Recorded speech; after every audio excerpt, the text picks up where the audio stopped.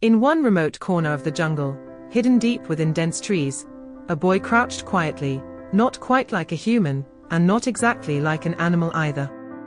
His body was human, but every movement carried the sharpness of a wild creature, the cunning of a hunter. His eyes were so piercing, it seemed they could see even in the dark. The slightest stir in the air would reach his ears. Every secret of the jungle seemed etched into his face. He watched silently, understood deeply, and when needed, moved like lightning. His days passed alone. He didn't need to speak to anyone, nor explain himself.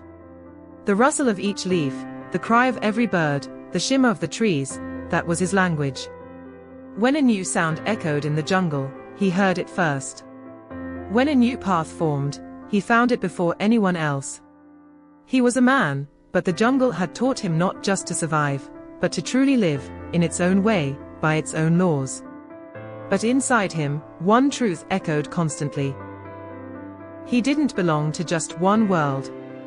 The human world never fully understood him, and the creatures of the jungle never truly accepted him.